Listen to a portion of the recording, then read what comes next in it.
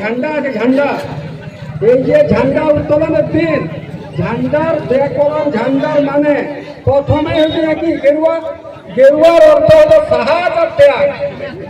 গেরুয়া রঙের অর্থ আছে সাহস আর ত্যাগ। কিসের ত্যাগ? অন্যায়ের ত্যাগ। সাহস কিসের? লড়াই সাহস। তারপরে কি আছে? শান্তি আর শুভ্রতা, সাদা শান্তি আর শুভ্রতা, দেখতে সুন্দর এবং শান্তি। তারপরে কি আছে? হারা, হারা শস্য সমান। আমাদের কি দেশ? কৃষি প্রধান দেশ। হারা, তার জন্য হারা, ঠিক আছে। এইবার অশোক চক্র অতিক্রম করা, 24টা দাড়ি ভালো কাজে অতিক্রম করা।